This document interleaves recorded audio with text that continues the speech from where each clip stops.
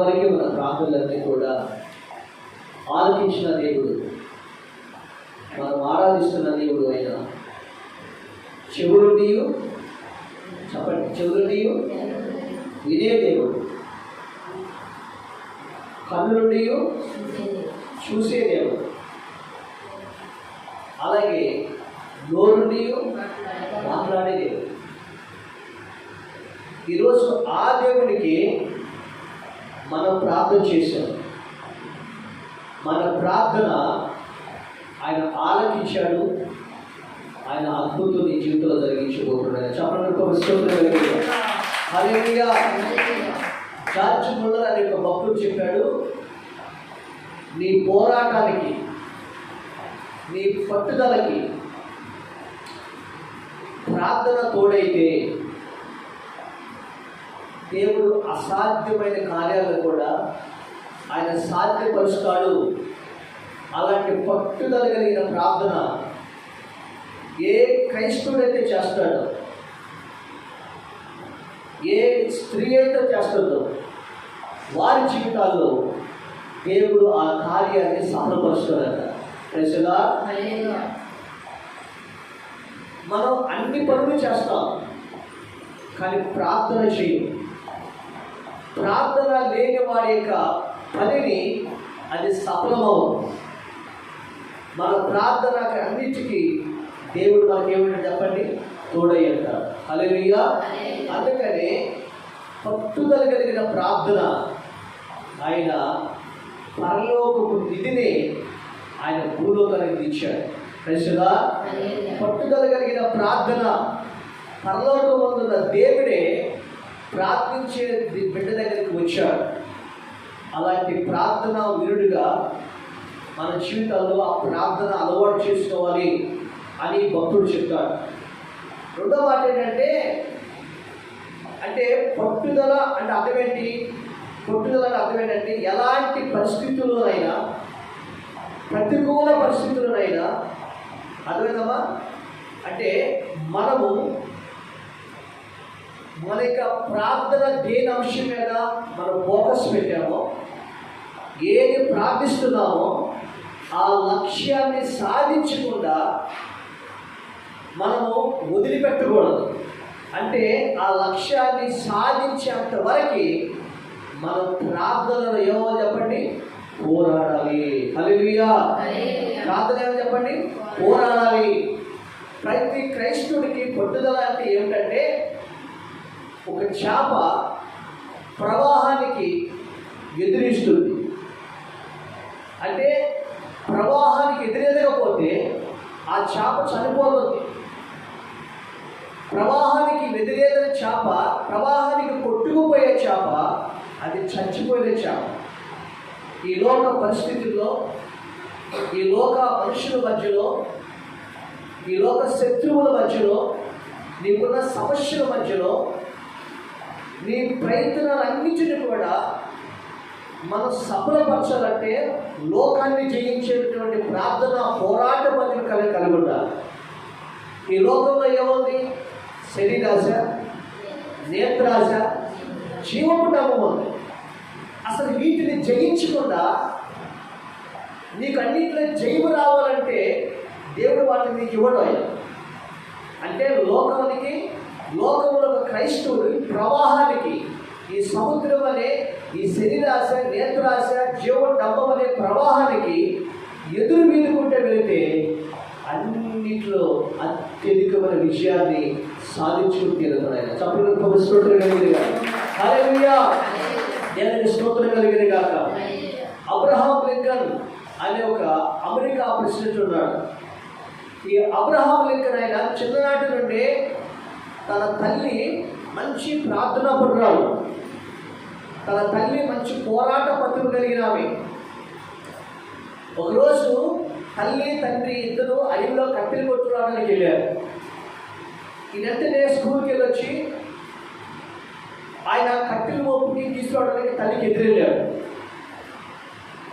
ఆ తల్లికి చౌట్లు ఎర్రటెండలో తన తల్లి వస్తున్నప్పుడు అతని హృదయం చెలించిపోయింది.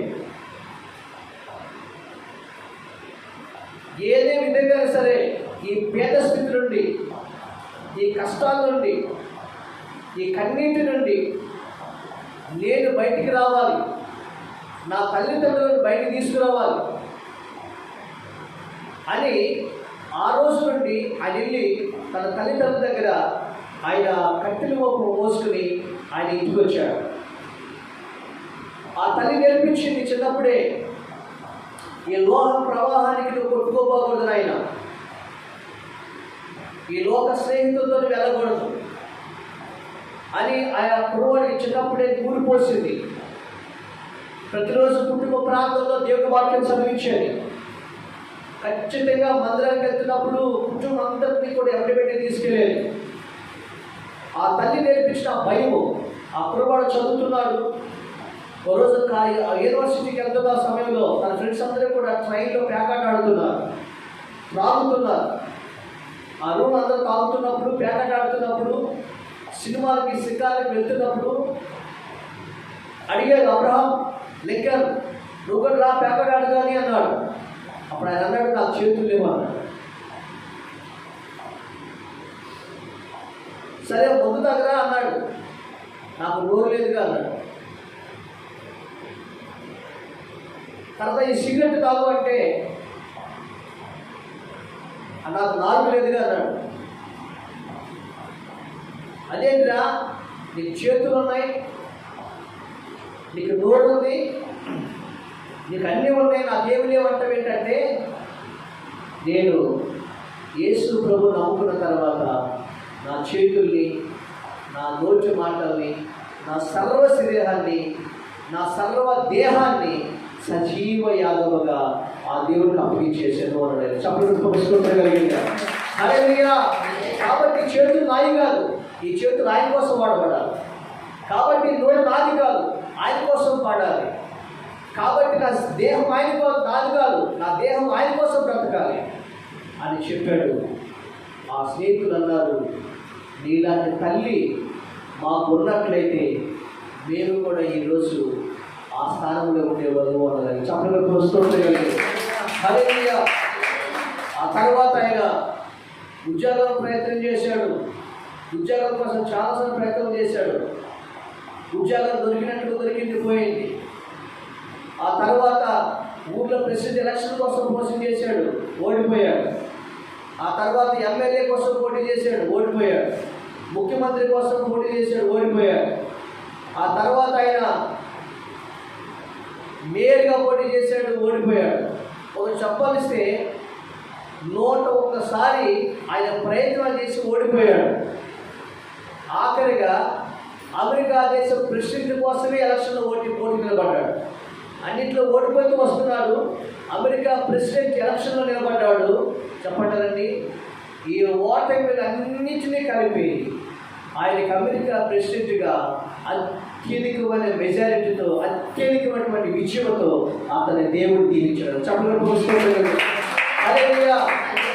అందరికన్నా ఎక్కువ సార్లు పరిపాలించిన వ్యక్తి ఎవరైనంటే అబ్రహాము.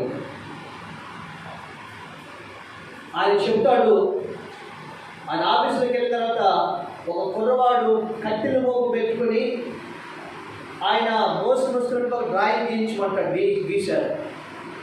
అప్పుడు మంత్రులు వెళ్ళి అడుగుతారు. ఆయన పెద్దవాళ్ళు తనతో వచ్చినప్పుడు ఎవరండి ఆ కుర్రవాడు అంటే ఆయన అంటాడు, ఆ కుర్రవాడని ఒకప్పుడు నా స్థితి అది, ఇప్పుడు నా స్థితి ఇది. దాన్ని చూసినప్పుడల్లా నా స్థితిని మర్చిపోకుండా, ఇది చూసి కుర్చీ చూసినప్పుడల్లా నా దేవుని కనపరుచుకుంటాడు. హల్లెలూయా. అలాంటి ఆత్మీయతతో ఎవరైతే బ్రతుకుతారో, ఒక క్రైస్తవుడు ఈ లోకానికి ప్రవాహానికి శాప ఎలా విడుతుందో అలాగ క్రైస్తవుడు బ్రతికినట్లయితే, ప్రతి పరిస్థితిలో మరి ప్రార్థన ద్వారా పోరాడినట్లయితే దేవునికి అసాధ్యం అనేది ఏది కూడా ఉండదని చెప్పాడు. దేవుని స్తోత్రం కలిగిందా? హల్లెలూయా. రోమీయులకు రాసిన పత్రిక 12వ అధ్యాయము 12వ వచనం ఒకసారి చదవండి. రోమీయులకు రాసిన పత్రిక 12వ అధ్యాయము 12వ వచనం తీసిన వాళ్ళు త్వరగా చదవండి. రోమా రాసిన పత్రిక 12:12 తీసుకున్న త్వరగా.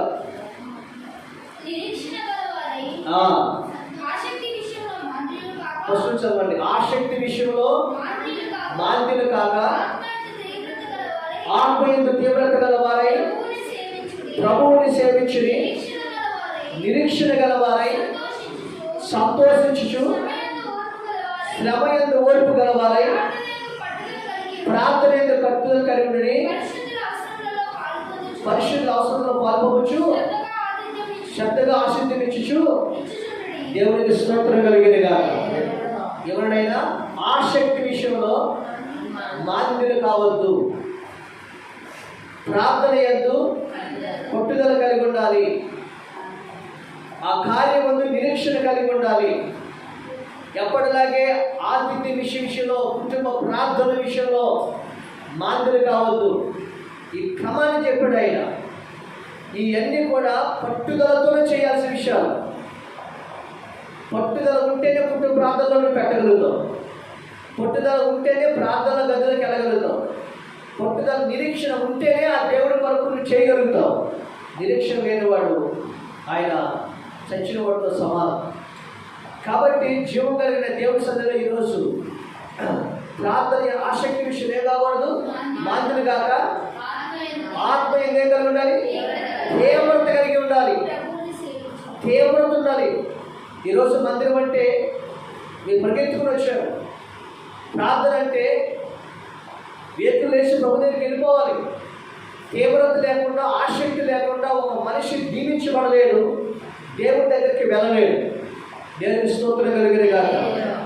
అలాంటి తీవ్రమైన ఆత్మ హృదయం కలిగి, పట్టుదల కలిగి, ప్రార్థించడం నిరీక్షించి దేవుడు చేస్తారని నిరీక్షణ కలిగి ఉంటే దేవుడు మీ నిరీక్షణ మిమ్మల్ని సిగ్గుపరచదు.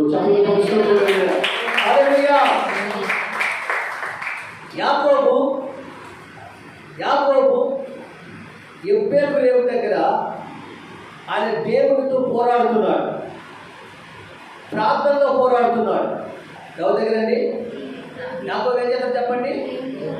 పోరాడుతున్నాడు. అంటే యాకోబు తల్లి గర్భంలో ఉండగానే ఏం నేర్చుకున్నాడు తెలుసండి? పోరాటం నేర్చుకున్నాడు. చెప్పండి పురుషులు కలిగిన. తల్లి గర్భంలో ఉంటే పెద్దవాడైన ఏసావు, కవల పిల్ల వాళ్ళిద్దరు. పెద్దవాడైన ఏసావు తల్లి గర్భం నుంచి బయటకు వస్తున్నప్పుడు యాకోబు తన అన్నం మడివిని పట్టుకుని నేను ముందు వెళ్ళాలి అని ఆ మడివిని పట్టుకుని పోరాడుతున్నాడు. ఆదికాండము 25:26 చూడండి సార్ త్వరగా. అధ్యాయం అలా తీసుకుని ఉంచండి. ఆదికాండము 25:26. ఆమె ప్రసూతి కావలసిన దినములు నిండినప్పుడు ఆమె గర్భమందు కవలవారు ఉండి మొదటి వాడు ఎల్లవాడిగా బయటకు వచ్చాను.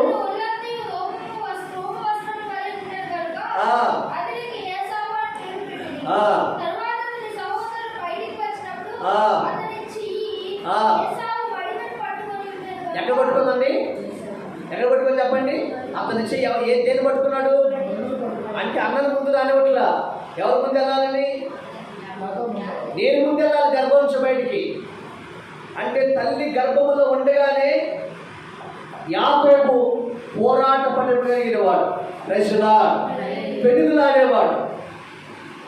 పెరుగులాడేవాడు, పోరాటం కలిగిన వాడు ఎవరండి?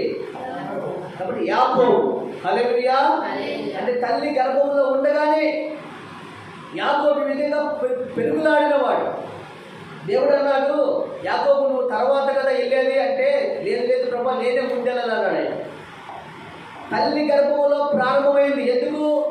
నేను పెద్దవాడిగా పుడితే జ్యేష్ఠత్వం నాకు కావాలి, జ్యేష్ఠమైన ఆశీర్వాదం నాకు కావాలి. అందుకే నా అన్నకన్నా నేను ముందెళ్ళాలని ఆయన ఆశ. దేవుని స్తోత్రం కలిగిన గాక. ఈరోజు మన జీవితంలో కూడా దేవుని మందిరానికి వెళ్ళాలని ఆశ, అందరికంటే నిద్ర లేచి ఏడుకుని నేను ప్రార్థించాలని ఆశ, దేవుని వాక్యం చదవాలని ఆశ, దేవుని కొరకు నేను చెయ్యాలని ఆశ. ఎవరైతే దేవుడి విషయాల్లో పని విషయాల్లో ముందు ఉంటారో వాళ్ళ దేవుడు మొదటి స్థానంలో దీవిస్తాడు. చెప్పలేదు. హల్లెలూయా. ఈ రోజున ఆ పోరాటం అక్కడ ప్రారంభమైంది. పెద్దవాడయ్యాడు, యాకోబు ఎదుగుతున్నాడు, ప్రార్థన చేస్తున్న పోరాటంలో పతిని కలిగిన వాడు ఉన్నాడు. ఆయన చిక్కుడుకాయల కూర వండుకుంటున్నాడు. ఎవరని చెప్పండి? యాకోబు చిక్కుడుకాయల కూర వండుకుంటున్నాడు. చిక్కుడుకాయల కూర వండుకుంటే తన అన్నయ్య ఏశావు వచ్చాడు. వచ్చి మంచి ఆనందంతో ఉన్నాడు. ఆదికాండం 25 అధ్యాయము 31 నుంచి 34 చదివినట్లయితే అక్కడ ఉంటుంది కదా. ఒకనాడు యాకోబు వండుకుంటుండగా ఏశావు ఏ కూర అంటేనమ్మా? పాస్టర్ ఇదే వండమని చెప్పి ఎప్పుడు ఏ కూర? కలగూర వండడం అంటే కలిపెడతారు కదా. ఆ వండ వండుతుంటే మనకు మంచి వాసన వచ్చిందంట. ఎవరికి? ఏశావుకి. ఏం జరిగింది చూడండి. అలసిన వాడే నేను అలసి ఉన్నాను, కొంచెం కూర నాకు దయచేసి పెట్టమన్నాను. అప్పుడు యాకోబు అన్నాడు, ఓకే నీకు పెట్టకు రెడీనే, నేను కూర పెడతాను, కానీ కండిషన్ అన్నాడు ఆయన. చదువు ఏంటి అన్నాడు ఆయన? అది యాకోబు, నీ జ్యేష్ఠత్వం నేడు నాకు ఇమ్మనగా ఏశావు నేను చావచ్చున్నాను కదా, ఈ జ్యేష్ఠత్వం నాకెందుకు? ఇజ్రాయెల్ దేశంలో కావచ్చు పెద్దవాడికి జ్యేష్ఠ భాగాన్ని ఇస్తారు. జ్యేష్ఠత్వం హక్కు అయి ఉంటుంది. చనిపోయిన తర్వాత తలగొడి పెట్టి ఎవరు చెప్పండి? ఆస్తుల్లో పెద్ద భాగం ఎవరు చెప్పండి? జ్యేష్ఠత్వ హక్కుని తృణీకరించాడు. జ్యేష్ఠత్వం తృణీకరించి యాకోబుకి ఏం చేశాడు తెలుసండి? జ్యేష్ఠత్వ హక్కుని ఏం చేశాడు? అమ్మివేశాడు. ఇప్పుడు జ్యేష్ఠత్వ హక్కుని ఎవరు పొందుతున్నారు చెప్పండి? ఎవరు పొందుతున్నారమ్మా? దేవునికి స్తోత్రం కలిగేది కాక. తల్లి గర్భం నుండే ముందుకు రావాలనుకున్న ఆలోచన ఏంటైంది? నేను పెద్దవాడిగా పుడితే, నేను మొదటగా బయటకు వస్తే పెద్దవాడిని కాబట్టి పెద్ద కుమారుడికే జ్యేష్ఠత్వం వస్తుంది అనుకున్నాడు. కానీ భూమి మీదకి వచ్చినా కానీ చిన్నవాడైన జ్యేష్ఠత్వాన్ని సాధించాడు. హల్లెలూయా. నీ కుటుంబంలో నీ వారు పెద్ద స్థితిలో ఉన్నా, నీ బంధువులు కోట్ల స్థితిలో కోట్లు గడించిన, ఒకవేళ బంగళాలు, బిల్డింగ్లు, కార్లు అన్నీ ఉన్నా, నువ్వు దేవుని మీద ఆసక్తి కలిగి పట్టుదలతో ప్రార్థన చేసి నువ్వు దేవుని సన్నిధిలో ఆయన పాదాల దగ్గర నువ్వు పోరాడితే, ఆ ఆశ లోపల చచ్చిపోకుండా, నేను జ్యేష్ఠత్వం సంపాదించాలని ఆశ చచ్చిపోకుండా, ఏ విషయం అయితే నువ్వు ప్రార్థన చేస్తానో ఆ ప్రార్థనను చేయగలిగితే, చిన్నవాడైనప్పుడు కూడా దేవుడు జ్యేష్ఠత్వాన్ని దేవుడు యాకోబుకు దయచేశాడు. హల్లెలూయా. హృదయ వాంఛను తీర్చేవాడైనా,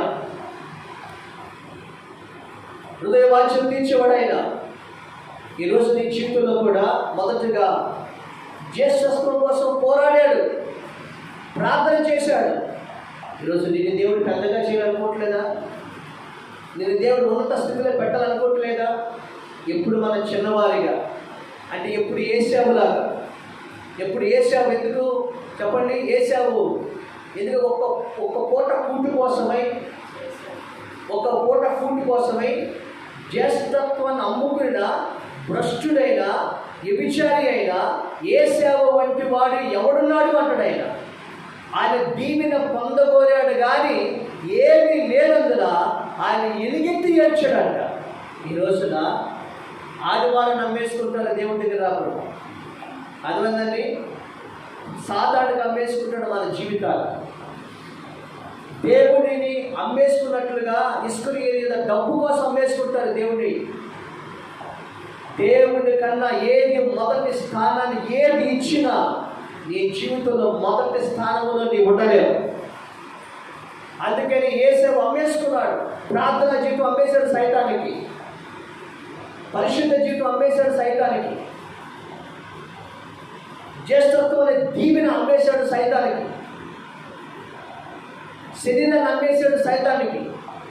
ఈరోజు నా తాగుడికి, వ్యసనానికి, పాపానికి ఈ శరీరాన్ని అమ్మేసుకుంటే నీ దేహము దేవుని ఆలయముగా, ఆలయంలో దేవుడు ఎలా ఉంటాడు, నేను ఎలా దీవిస్తాడు. అందుకని శాప ప్రవాహానికి ఎదిరినట్లుగా యాకోబు ఈ లోకములో దీవెన కోసం, అలాగే జ్యేష్ఠత్వం కోసం ఆయన ప్రవాహానికి ఎదిరిది పోరాడి మరి సంపాదించుకున్నాడు. చప్పట్లు సంపాదించుకున్నాడు. ఆయన అమ్మేశాడు. ఈరోజు నీ జీవితంలో కూడా దేవుడు నిన్ను కూడా జ్యేష్ఠురాలిగా, సంపదలో జ్యేష్ఠురాలిగా, బంధువుల్లో జ్యేష్ఠురాలిగా, ఉద్యోగాల్లో జ్యేష్ఠులుగా, నీ బిడ్డల చదువులో జ్యేష్ఠురాలుగా, ఈరోజు నీ బిడ్డల యొక్క వివాహ విషయాల్లో జ్యేష్ఠులుగా, అన్ని విషయాల్లో జ్యేష్ఠుడిగా, జ్యేష్ఠురాలుగా ఉన్నత స్థానంలో నిలబెట్టాలనేది దేవుని ఆశ ఉన్నది. హల్లెలూయా. ఆయన రెండవదిగా యాకోబు ఐశ్వర్యం కోసం పోరాడాడు. దేనికోసం పోరాడాడు చెప్పండి? ఐశ్వర్యం కోసం పోరాడాడు.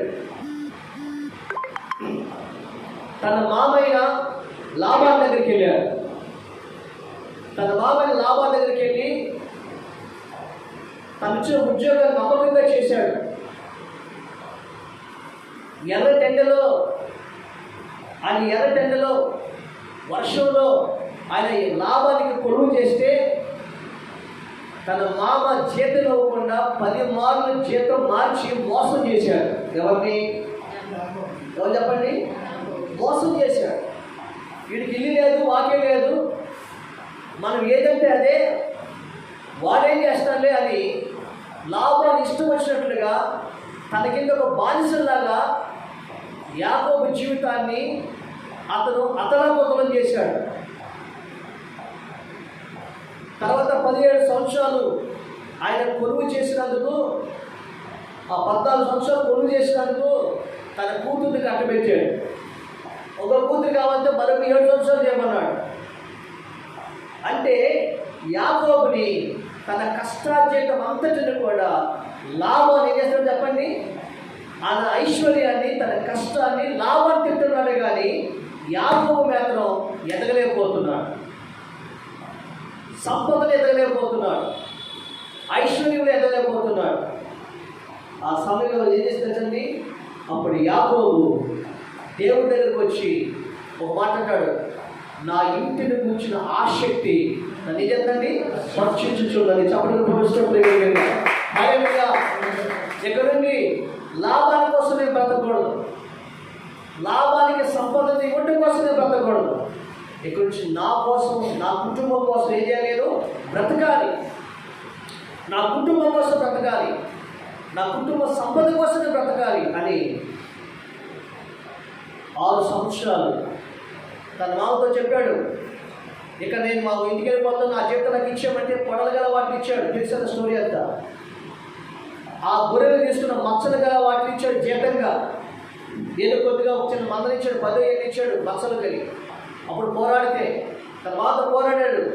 నేను 14 సంవత్సరాలు కొలువు చేశాను, నాకు జీతం మార్చావు, నేను ఎర్రజెండలో ఉన్నాను, ఇక్కడ నుంచి నేను నా కుటుంబంగా సంపాదించుకోవాలి కదా, నాకు పెళ్ళేది కదా, 2 కూతురు చేసుకున్నాను కదా, పిల్లలు పుట్టారు కదా, ఇక నా సంపాదన ఎలాగుంటుంది అని పోరాడితే ఆ మామ పొడలు గల మచ్చలు గల వాటిని ఇచ్చాడు.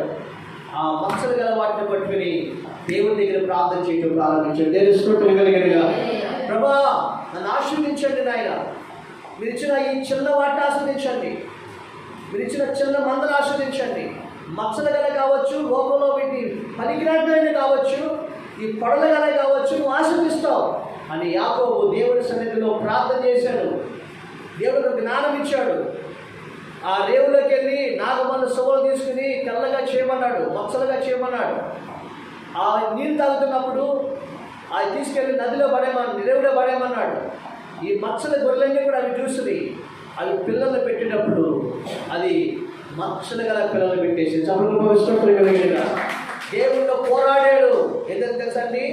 ఆ 6 సంవత్సరాల్లో యాకోబు తన నామైన లాభాన్ని తన తల్లేవాడిగా ఐశ్వర్యవంతులుగా దేవుడు యాకోబును ఆస్వాదించాడు. చదువుకోగలిగిన మనం చదువుకుంటాం కదా, మామతో చెప్తూ మామయ్య భార్యతో చెప్తాడు, ఇక మన దేవుడు మనం దీవించాడు, నా దేవుడు ఇచ్చిన వాగ్దానం నెరవేర్చాడు, తిరిగి మన ఇంటికి వెళ్ళిపోదాం అని భార్య చెప్తే మాకు ఇక పని ఏంటండి, మేము కూడా మనం వెళ్ళిపోదాం అన్నాడు. అప్పుడు ఎలా బయలుదేరి చెప్పండి, ఎలా బయలుదేరండి యాకోబు? అదే ఆస్తితో, ఐశ్వర్యముతో, వెండి బంగారములతో, దాసులతో, సంతానముతో, గాడులు, వంటలు, పశువులు సమస్తము కలిగి ఆయన తిరిగి దేవుడు మాట ప్రకారం తన తండ్రి ఇంటికి బయలుదేరాడు. ఐశ్వర్య విషయంలో పోరాడాడు, దేవుడి దగ్గర ప్రార్థన చేశాడు. దేవుడు ఐశ్వర్య విషయంలో పోరాడాడు. యెహోవా భయమే ఏమంటుందండి? యెహోవా భయమే ఐశ్వర్యము, నీ కాలంలో నియమించబడింది దేవునికి దయచేస్తాడు. స్తోత్రం కలిగినగా. ఈరోజు నీ ఉద్యోగ విషయంలో ఎర్రటెండలో కష్టపడాలి, వ్యాపార విషయంలో ఆరోగ్యం వయసు ఇచ్చాడు కాబట్టి వయసుల ద్వారా కష్టపడాలి. స్త్రీలైనా పురుషులైనా కుటుంబ పరిస్థితులు బట్టి దాన్ని చూసి కృంగిపోకుండా ఏం చేస్తే ఇంతే బ్రతుకని సోమరపోతులు కాకుండా, మాండవతులు కాకుండా, మాంజ్యులు కాకుండా ఏం చెప్పండి, ఆసక్తి రేపు కావాలి. దేవుని స్తోత్రం కలిగినగా. ఆసక్తి రేపు కావాలి. అలా కష్టపడితే ఆ కష్టార్జితాన్ని దేవుడు దీవిస్తాడు. కష్టపడకపోతే దరిద్రులుగా మార్చబడతాం. ఈరోజు దాన్ని కష్టపడకపోతే మనం మనం మనం అన్ని దరిద్రత అని వస్తుంది, లేమి కలుగుతుంది. ఈరోజు దాన్ని కష్టపడడానికి ఇష్టపడిన వాడే ఆ కష్టార్జితాన్ని దేవుడు దీవిస్తాడు. యాకోబు 14 సంవత్సరాలు కష్టపడ్డాడు, ఆ కష్టాన్ని లాభాలు దోచుకున్నాడు, అయినా పోరాడాడు. అప్పుడు మంద తీసుకున్నాడు, ఆ చిన్న మందతోనే కష్టపడ్డాడు. 6 సంవత్సరాల్లో మామను తల తల్లినట్లుగా ఐశ్వర్యవంతుడిగా బయటకు వచ్చాడు. దేవుని స్తోత్రం కలిగినగా. హల్లెలూయా. ప్రార్థన చేయడానికి కష్టపడవు, దేవుని సన్నిధిలో ఉపవాసం ఉండడానికి కష్టపడవు, దేవుడికి రావడానికి కష్టమే, ప్రార్థన చేయటానికే కష్టమే, నీకు అప్పగించిన పని చేయటానికే కష్టమే, వీటన్నిటి కూడా కష్టమే. కష్టాన్ని దీవిస్తానని చెప్పాడు కానీ ఆయన సోమరులను దీవిస్తానని ప్రభు ఇప్పుడు చెప్పలేదు. ఆ ఇంట్లోనికి లేము వస్తుంది, ఆ ఇంట్లోనికి లేము వస్తుంది, ఆ ఇంట్లోనికి దరిద్రత వస్తుంది, ఆ ఇంట్లోకి అన్నీ వస్తాయి. అందుకని ఆ స్త్రీ ఏకునే లేచి తన ఇంటి వారికి భోజనం సిద్ధపరిచి తనకు ద్రాక్ష తోట కొని తన పనికత్తెలతో పరిచయించి వారికి జీతం ఏర్పరిచి కుటుంబాన్ని కట్టుకొని భర్తని, కుటుంబాన్ని, పిల్లల్ని, ఆ కుటుంబంతో కష్టపడి ఆ తర్వాత పెద్దలు ఎదుట సమాజంలో వాళ్ళు పేరుగచ్చిన వారిగా మార్చేస్తున్నారు. స్త్రీ దేవుని స్తోత్రం కలిగినగా. హల్లెలూయా. నోవాహు కుటుంబం ఇంటిలో పాది కష్టపడ్డాడు. నోవాహు భార్య, నోవాహు కొడుకులు, నోవాహు కోడళ్ళు వాళ్ళు కష్టపడ్డారు. దేవుడి పని విషయంలో కష్టపడ్డారు, వాళ్ళు పోషణ విషయంలో కష్టపడ్డారు. దేవుడు ప్రపంచంలో వారి కుటుంబాన్ని మాత్రమే దేవుడు రక్షించాడు. హల్లెలూయా. ఆ ఉగ్రత తన కుటుంబాన్ని రక్షించాడు. అంత మాత్రమే కాదు, మరల భూమి మీద మొదటి ఆశీర్వదించబడిన వాడు, ఫలించిన వాడు, తన సంతానము తాను నోవాహు కుటుంబాన్ని దేవుడు మళ్ళా భూమికి ఆశీర్వాదకరంగా దేవుడు మార్చేశాడు. దేవుని స్తోత్రం కలిగిన. కష్టపడాలి, దేవుడు పని విషయంలో కష్టపడాలి, పరిచయ విషయంలో కష్టపడాలి, ఆత్మీయ జీవితంలో కష్టపడాలి, శారీరకంగా మన జీవితంలో వయసు ఉన్నప్పుడే కష్టపడాలి. అప్పుడు ప్రార్థన పోరాటంతో ఆ దేవుడు ఆ కష్టార్జితాన్ని దేవుడు ఏం చేస్తాడని ఆశీర్వదిస్తాడు. స్తోత్రం కలిగినగా. అనగా కష్టపడి ప్రార్థన లేకపోయినా ఫలితం ఉండదు, ప్రార్థన కష్టపడకపోయినా ఫలితం ఉండదు. పేతురు రాత్రంతా ప్రయాసపడ్డాడు, కానీ ప్రార్థన దేవుడు తోడలేడు, ఏమి దొరకలేడు.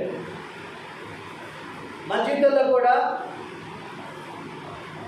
ప్రార్థన అనేది మన జీవితంలో చాలా ప్రాముఖ్యం. దేవుడు మనకు తోడై ఉన్నాడు. దేవుని స్తోత్రం కలిగినగా.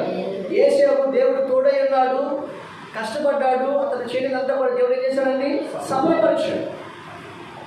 ఈరోజు కొన్ని కుటుంబాలు లోకంలో చాలా మంది షార్ట్గా సంపాదించాలనుకుంటారు, అక్రమ మార్గంలో సంపాదించాలనుకుంటారు, అన్యాయ మార్గంలో సంపాదించాలనుకుంటారు, అపవిత్రమైన మార్గంలో సంపాదించాలనుకుంటారు, యేసేపులాగా శరీరం నమ్ముకుని సంపాదించాలనుకుంటారు. కానీ ఒక రోజున అదే మన జీవితాన్ని, వాళ్ళ కుటుంబాన్ని నడి రోడ్డులో పడేస్తాయి. వాళ్ళ కుటుంబాలు నామరూపం లేకుండా అయిపోతాయి. ఎన్నో మనం చూస్తున్నాం. అప్పులు పాలైపోయి ఆత్మహత్యలు చేసుకోవడం చూస్తున్నాం. ఏంటి కారణం? ఏంటి? అన్యాయం. కాబట్టి మన జీవితంలో కష్టపడాలి. కష్టపడ్డాడు, ఐశ్వర్యాన్ని సంపాదించుకున్నాడు. ఎవరండి? యాకోబు. దేవుని స్తోత్రం కలిగినగా. మొట్టమొదటగా ఆయన తల్లి గర్భంలోనే పోరాటం నేర్చుకున్నాడు. ఆ పోరాట పట్టిని, జ్యేష్ఠత్వాన్ని సాధించుకున్నాడు యాకోబు. రెండవదిగా ఐశ్వర్యం పొందాలి. నా కుటుంబాన్ని నన్ను దీవించబడాలి, నా కుటుంబాన్ని ఐశ్వర్యం సంపాదించుకోవాలి, ఆర్థికంగా దీవించబడాలి, మా మావ కంటే ఎక్కువగా దీవించబడాలి అనుకున్నాడు. కానీ అక్కడ లాభాలు అనే సాధారణుడు అక్కడ మిగివేశాడు, తన కష్టాన్ని దోచుకున్నాడు.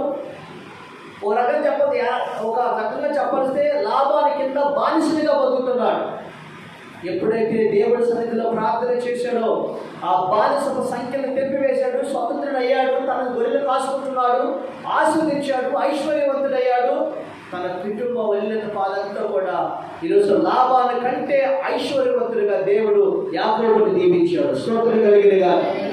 దేవుడు నేను దీవించిన దేవుడు దీవిస్తాడు. కాబట్టి ఈ రోజున అతని దేవుడి సన్నిధిలో అలాంటి ప్రార్థన మనం ఉండాలి. ఆ తర్వాత దేవుడికి ఇచ్చిన వాగ్దానాన్ని మర్చిపోకుండా తన భార్యతో వెళ్తున్న సమయంలో జాగ్రత్తనండి, ఆయన యాకోబు నెక్స్ట్ దేనికోసం పోరాడాడంటే ఎబ్బేకు దేవుడి దగ్గరకు వచ్చాడు. ఎబ్బేకు దేవుడి దగ్గరకు వచ్చాడు తీసుకుని. తన యొక్క ఇంటికి తిరిగి వచ్చేస్తున్నాడు, అందరూ సమస్తాన్ని తిరిగి వచ్చేస్తున్నాడు. ఎబ్బేకు అనే రేవు దగ్గరికి వచ్చాడు. ఆ రేవు దగ్గరికి వచ్చే వారికి వాళ్ళ అన్నయ్య కబురు పెట్టి పంపించాడు. చిన్నప్పటి నుంచి యాకోబు మీద తన అన్నకి ఏముంది చెప్పండి? పగుంది. ఏముందమ్మా? చిన్నప్పటి నుంచి యాకోబు మీద ఏశావుకి యాకోబు మీద ఏమని చెప్పండి? పగుంది. ఏం పగుంది? న్యాయమైన పగేనా? జ్యేష్ఠత్వం నన్ను నమ్మేశాడు, ఈ జ్యేష్ఠత్వం నేను పొందుకున్నాడు, ఆ జ్యేష్ఠత్వ హక్కుని దీవించబడ్డాడు. కానీ ఇప్పుడు దీవించబడుతున్న యాకోబును చూసి ఏశావు అసూయపడుతున్నాడు. పగ రగిలిపోతుంది. ఎవరికి? ఏశావుకి. వాడు ఎప్పుడైనా తిరిగి రాని వాడిని చంపేద్దామని రెడీగా ఉన్నాడు. యాకోబు రేపు దగ్గరికి తన ఇంటికి తిరిగి వస్తున్నాడు. ఎక్కడ ప్రత్యక్షమయ్యాడే దేవుడు? అక్కడికి రాబోతున్న మొక్కుబడులు చెల్లించుకోవడానికి, అక్కడ నివాసం చేయడానికి వస్తున్నాడు.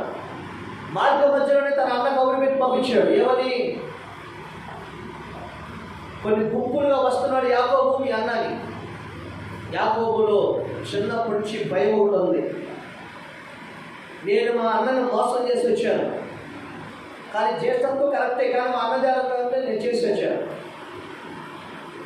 ఆ భయం ఒకటి ఉంది యాకోబులో. ఆ భయం పీడిస్తూ ఉంది. అది ఇప్పుడు బయట పడేబడింది. ఇన్ని సంవత్సరాలైనా కానీ ఆ భయము యాకోబులో, భయం గుండెల్లో మెదులుతూ ఉంది. ఏశావు గుంపులు పంపిస్తున్నాడు, వస్తున్నాడు. అప్పుడు యాకోబు ఎబ్బేకు రేవు దగ్గర ఒంటరిగా మిగిలిపోయాడు. ఆదికాండము 30వ అధ్యాయము చూడండి. ఆదికాండము చూడండి అమ్మా, 31వ అధ్యాయమా. ఒంటరిగా మిగిలిపోయి యాకోబు ప్రార్థన చేస్తూ ఉన్నాడు. 35వ అధ్యాయము చదవండి.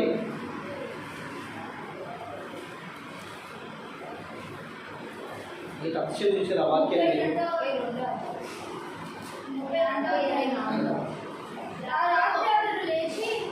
ఆ రాత్రి అతను లేచి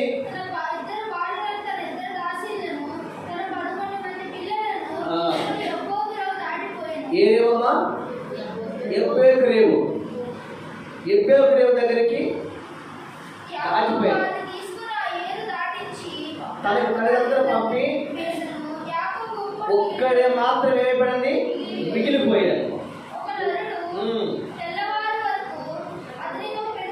అతనితో పెరుగులాడాను. తాను అతని గెలవకుండా చూసి తడగుట్టి మీద అతన్ని కొట్టాడు. అప్పుడు అతడు ఏం చెప్తానండి, యాకోబు మొదటి నుంచి ఏ తీవ్రత చెప్పండి, పోరాడే ప్రతిభ కలిగిన వాడు, దేవుడి పాదాల దగ్గర పెరుగులాడేవాడు. ఎవరండి? తల్లి గర్భంలోనే అలాంటి తీవ్రత కలిగిన వాడు. అయినా ఇన్ని సంవత్సరాల వయసు వచ్చిన ఆ పోరాట ప్రతిమను మాత్రం యాకోబు వదులుకోలేదు. చప్పట్లు స్తోత్రం కలిగారు.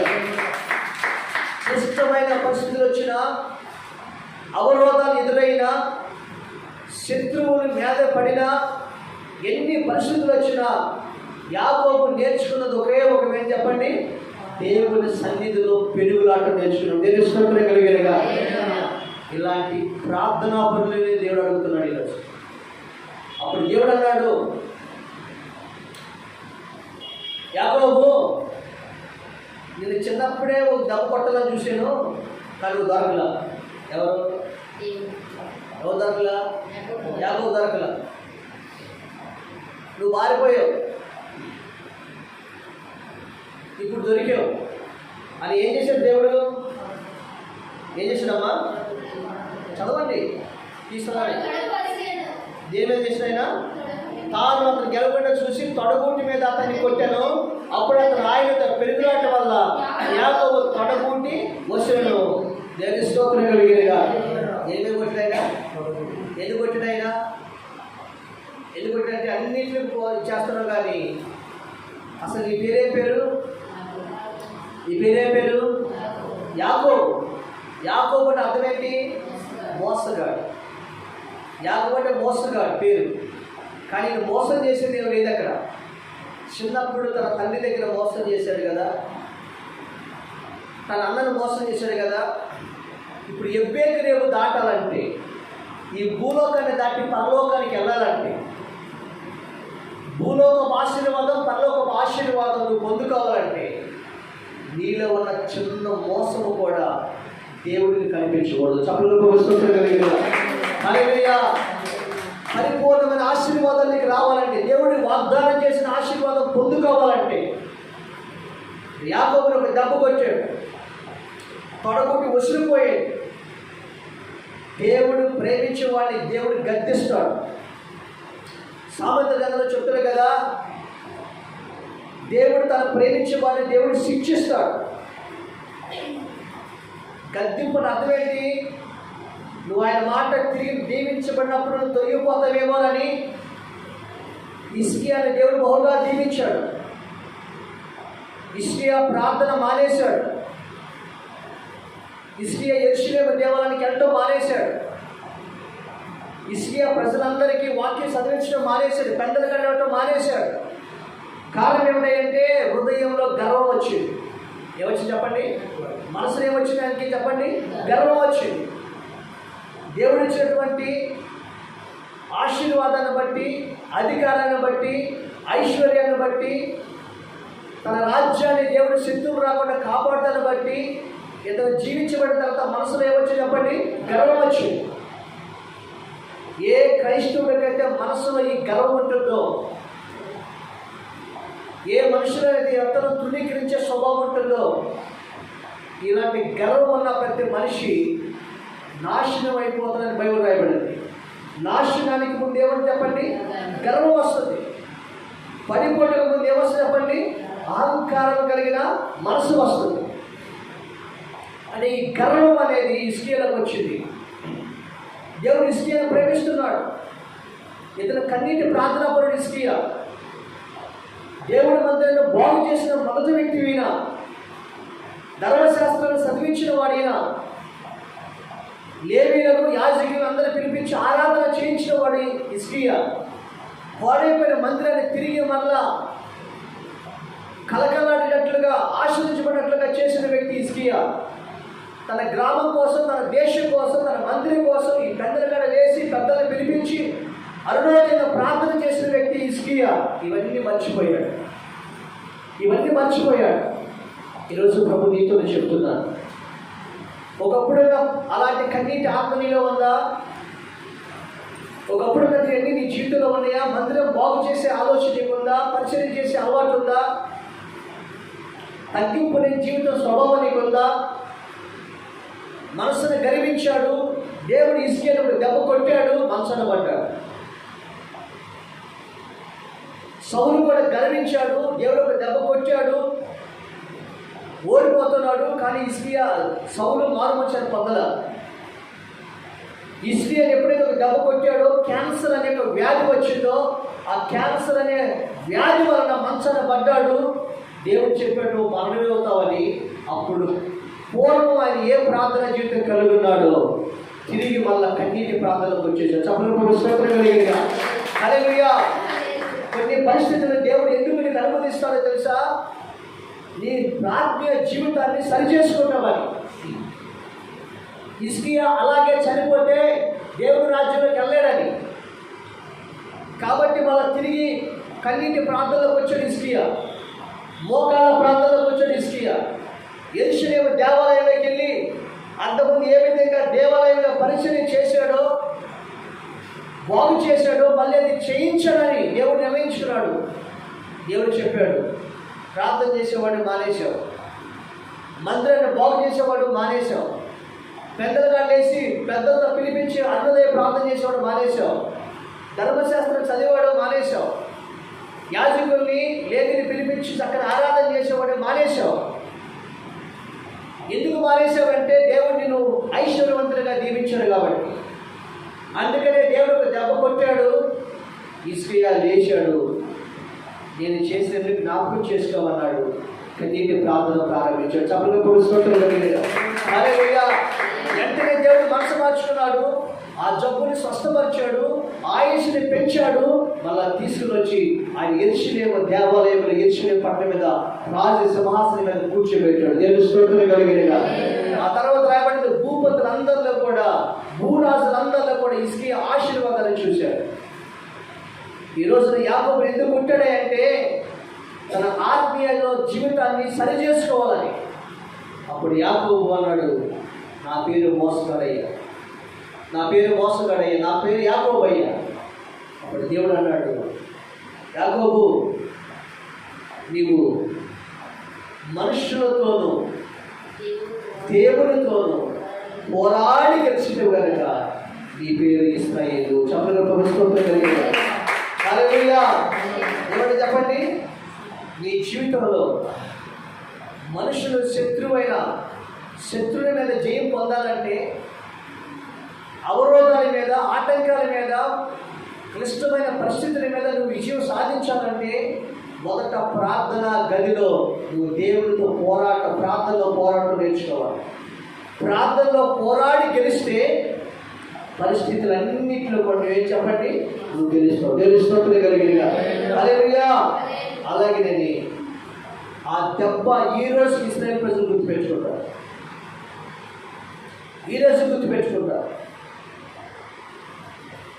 మన జీవితాల్లో కూడా దేవుడు మనం ఏ స్థితి నుంచి ఎలా తీసుకొచ్చాడు.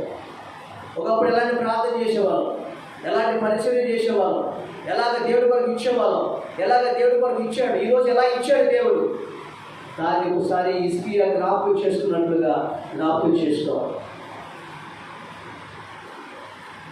ఒకవేళ ఎన్నిసార్లు గద్దించినా కానీ ఒకవేళ లోబడకపోతే సంసోను లాగా హఠాత్తుగా నాశనం వచ్చి పడదు. సౌలులాగా హఠాత్తుగా తన కుటుంబం అంతా కూడా సర్వనాశనం అవడానికి కారణమైంది. ఎన్నిసార్లు గద్దించినా ఇస్కరియోతు యోధ లోబడకపోతే హఠాత్తుగా అతనికి ఆత్మహత్య చేసుకోవాల్సి వచ్చింది.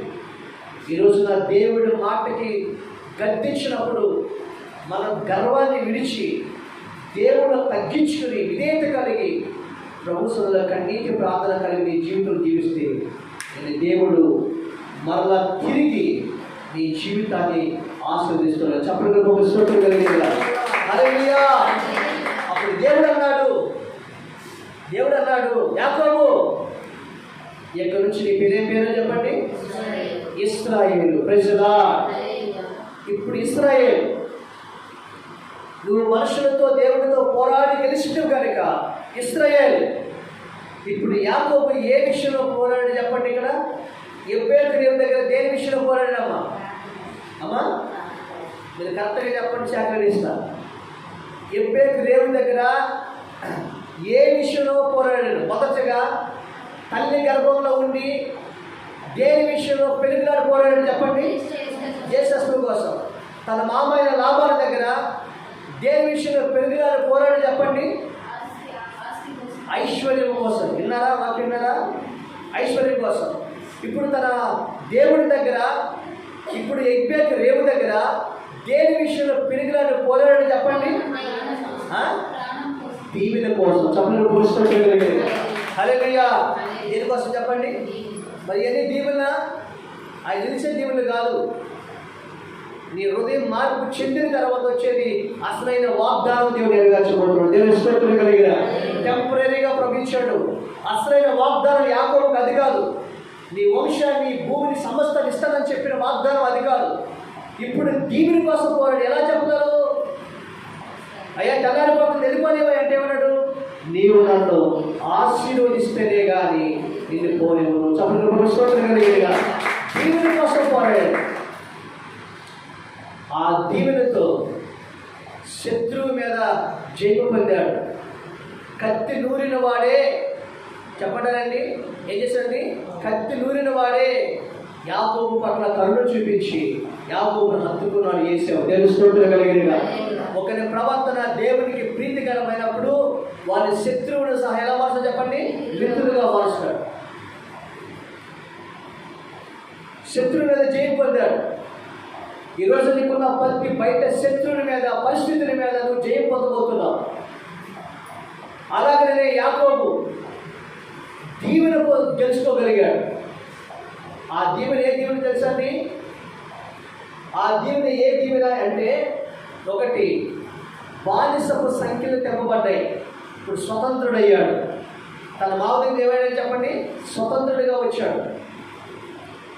ఆ తర్వాత దీవెన ఎలాంటి దీవెన అంటే, యాకోబుకి దేవుడు నీ పేరుని ఒక దేశంగా మార్చేస్తున్నాడు. చెప్పగలిగిన హల్లెలూయా.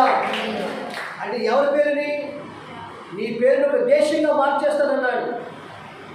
ఈ రోజున యాకోబు పేరు ఇశ్రాయేలు ఒక దేశంగా దేవుడు ఏం చేసి చెప్పండి? మార్చి వేశాడు. దేవుని స్తోత్రం కలిగిన హల్లెలూయా. ఇది ఎబ్బేలు రేవు దగ్గర అనుభవం. నువ్వు ప్రార్థనలో పోరాడే అనుభవం నీకు ఉండాలి. కాబట్టి ఈ రోజున జీవం కలిగిన దేవుడు చెప్తున్న ఈ మాట జ్ఞాపకం చేస్తుంది. ఆసక్తి విషయంలో ఏం కాకూడదు? మాంద్యం కాకూడదు. తర్వాత ఆత్మయందు తీవ్రత కలిగి, ప్రార్థన యందు పట్టుదల కలిగి, నిరీక్షణ విషయంలో ఏమవ్వకూడదని నిరీక్షణ కలిగి నువ్వు ప్రార్థన పట్టులో పోరాడేవాడుగా నీ ఉంటే నీ జీవితంలో జ్యేష్ఠత్వం అనే హక్కుని అనగా అందరిలో నేను పెద్దవాడిగా పెద్దదానిగా ఎస్తేరుని తన స్త్రీలు అందరికంటే దీవించాడు. యేసేపును తన సహోదరులందరికంటే దీవించాడు. ఎబ్బేసుని తన సహోదరులందరికంటే దీవించాడు. ఈరోజు అందరికంటే ఉన్నతంగా దేవుడిని దీవించబోతున్నాడు. దేవుని స్తోత్రం కలిగిన హల్లెలూయా. ఐశ్వర్య విషయంలో పోరాడాడు. తన వ్యాపారంలో, తన ఉద్యోగంలో, బిడ్డల చదువులో, తన కుటుంబ విషయంలో కష్టపడ్డాడు, పోరాడాడు. ఆ కష్టము పోయినా వదలేదు, పోరాడాడు. ఆ దేవుడు 14 సంవత్సరాలు సాధించలేని 6 సంవత్సరాల్లో తన మామను తనదన్నేవాడిగా దేవుడు ఐశ్వర్యంగా దీవించాడు. హల్లెలూయా. పోరాడు, కష్టపడు. మూడవదిగా దీవెన కోసం పోరాడాడు. ఒక దేశానికి యాకోబుని దీవెనకరంగా మార్చేశాడు. దేవుని స్తోత్రం కలిగినగా. హల్లెలూయా. ఒక దేశానికి ఎలా మార్చాడు చెప్పండి? దీవెనకరంగా మార్చాడు. ఈరోజు నీ జీవితానికి కూడా జీవాన్ని పట్టిన దేవుడు కోరుకుంటున్నాడు. ఎబ్బేకునేమో అనుభవం కావాలి. ఏదేమో చెప్పండి? ఎబ్బేకునేమో అనుభవం కావాలి. దేవుడితో పోరాడే అనుభవం కావాలి. దేవుల్లో ప్రార్థన చేసే అనుభవం కావాలి. హల్లెలూయా. దేవుడి సన్నిధిలో ప్రార్థన చేసే అనుభవం కావాలి. 20 సంవత్సరాలు ఉన్న పగ ఏసావు, పగని తీర్చేశాడు దేవుడు, దీవించాడు దేవుడు. అన్ని విషయాల్లో యాకోబుని దేవుడు ఏం చెప్పండి? ఆశీర్వదించాడు. స్తోత్రం కలిగినగా.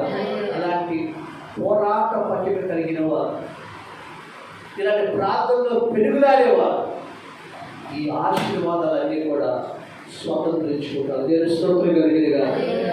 పోరాట లేక సంఖ్యలు పడేవారు, ఆసక్తి లేనివారు, నిరీక్షణ లేనివారు, ఆత్మలో తీవ్రత లేనివారు వారి జీవితాల్లో ఏదీ సాధించలేరు. ప్రతి అవరోధాన్ని ఎదుర్కోలేరు. శాప ప్రవాహానికి ఏ విధంగా ఎదురీదితో యాకోబు కూడా ఈ లోకం అనే ప్రవాహానికి అన్నింటిలో ఎదురీదాడు. అందుకని అన్నింటిలో ఉన్నతంగా దీవించబడ్డాడు. స్తోత్రం కలిగినగా. ఈరోజు ఉపవాస ప్రార్థనలో ప్రభు నీతో చెప్తున్నమాట, ఇలాంటి ప్రార్థన పట్టిని పొందుకొని, ఇలాంటి ప్రార్థన పోరాటాన్ని సలుపుకొని దేవుళ్ళలో పెరుగులాడే అనుభవం కలుగుంటే యాకోబుని ఎలా దీవించాడో, యాకోబు పేరు మీదే ఒక దేశం ఎలా దీవించాడో, ఒక దేశానికి ఎలా ఆశ్రయించాడో, నిన్ను, నీ కుటుంబాన్ని, నీ బిడ్డల్ని, సమస్తాన్ని కూడా అలాంటి దేశంలో ఉన్నత స్థానంలో దేవుడి ప్రార్థన పోరాటం ద్వారా దేవుడిని దీవించుగాక. ఆమేన్. అందరూ కూడా కళ్ళు మూసుకుంటాం. హల్లెలూయా, హల్లెలూయా, హల్లెలూయా, హల్లెలూయా, హల్లెలూయా, హల్లెలూయా. అందరూ కూడా ఒకసారి ప్రార్థన చేద్దాం. యేసయ్యా, నా జీవితంలో ప్రార్థన పోరాట పట్టిక పోయిందేమో, మోకాళ్ళ అనుభవం పోయిందేమో, ఒకసారి ప్రభుని అడగండి. నోటి తెలిసి యేసయ్యా, ఏ విషయంలో నేను సంఖ్యలు పడిపోయాను అయ్యా, హిజ్కియా ప్రార్థన మరి దేవుడు పురుగొల్పినట్లుగా నాలో గర్వం ఉందేమో, నాలో ఏసావు అనే లక్షణం ఉందేమో, పాపం అనే లక్షణం ఉందేమో, ఏలుబడి చేస్తుందేమో అయ్యా. హల్లెలూయా. స్తోత్రం యేసయ్యా. పరిశుద్ధుడానికి స్తోత్రం యేసయ్యా. పరిశుద్ధుడానికి స్తోత్రం యేసయ్యా. నాయనా, ఈరోజు నీ వాక్యము ద్వారా మా అందరితో మీరు మాట్లాడినందుకు తండ్రి మీకు స్తోత్రాలు చెల్లిస్తున్నాము ప్రభు. హల్లెలూయా, హల్లెలూయా, హల్లెలూయా. ప్రతి ఒక్కరు కూడా నోరు తెచ్చి ప్రభుని అడుగుదాం. గర్వం మన జీవితాల్లో మంచిది కాదు. ప్రార్థన లేమి మన జీవితంలో మంచిది కాదు. దేవుని వాక్యం నిర్లక్ష్యం మంచిది కాదు. నీ జీవితంలో దేవుడి సన్నిధిలో ఆసక్తి, యాకోబు చూపిన ఆసక్తిని ఈరోజు నువ్వు కనపరచాలని ప్రభు కోరుకుంటున్నాడు ఆయన. హల్లెలూయా, హల్లెలూయా, హల్లెలూయా, హల్లెలూయా. ప్రతి ఉదయం నీ సన్నిధిని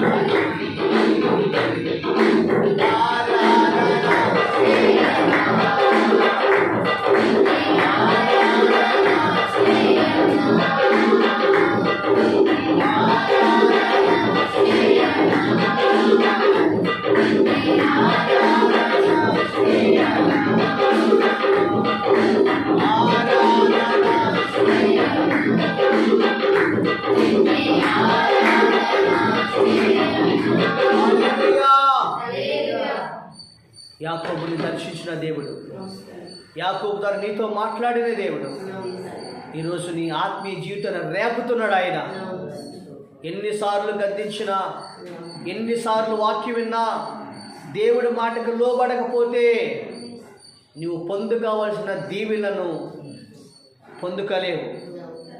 పొందుకోవలసిన పరలోకాన్ని ఇస్కరియోతులాగా పొందుకోలేవు. ఈ రోజున ఈ జీవితాన్ని ప్రభుకు అప్పగించి లోకమనే ప్రవాహంలో కొట్టుకుపోకుండా చేపలాగా ఎదురీదే ఆత్మీయ జీవితాన్ని కలిగి ఉంటాను యేసయ్యని తీర్మానం చేసుకో.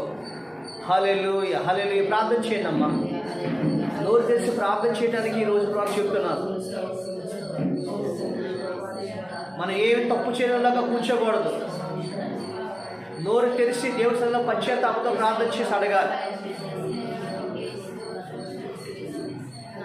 పరిశుద్ధుడైన మా తండ్రి, మీకు స్తోత్రాలు చెల్లిస్తున్నాను ప్రభువా.